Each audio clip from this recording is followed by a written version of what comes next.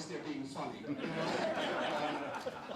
Obviously, the wars in Iraq and Afghanistan have been very divisive and controversial, but there is definitely a school of thought that says that this is an ideological war that the West had to fight or should fight against Islamic fundamentalism and religious extremism in general.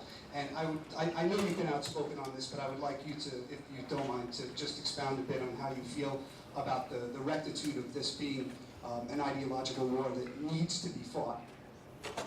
Well, it's an ideological war in the sense that I was just hoping to indicate that it's against a very vicious form of totalitarianism.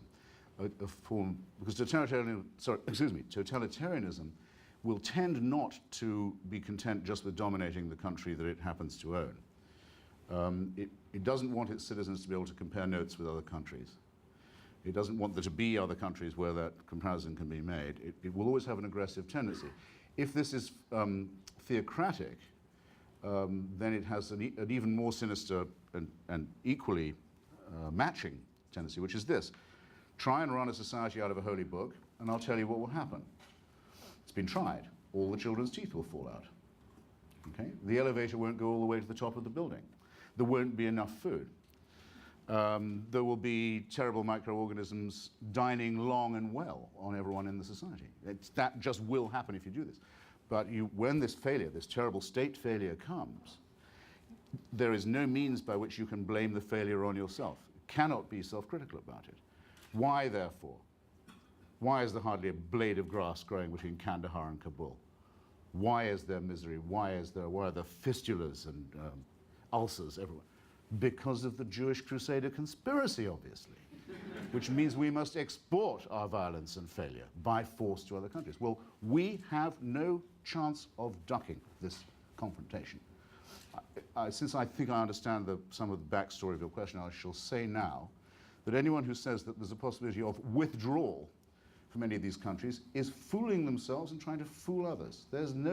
If we didn't learn one thing from 9/11 that seemed to me self-evident and obvious, we should have done. There is no over there and over here.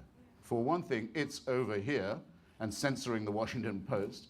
And for another, when it breeds state failure and rogue statism, that's an immediate, imminent, direct threat to us, which I do not think was ever exaggerated. To the contrary, I believe the President and the Vice President hugely understated the threat that was caused by societies like Iran and Afghanistan. People who say they inflated it are fools. And I relish the confrontation.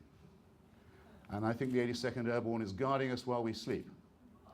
And I think that they're creating the space for my Iraqi and Kurdish and Afghan secular friends in a context in which otherwise they'd all be dead, and we would have done nothing to help them.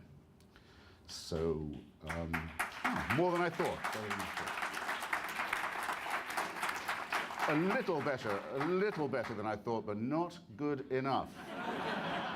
You are involved in this fight, don't try and pretend you're not. And it will be going on only for the rest.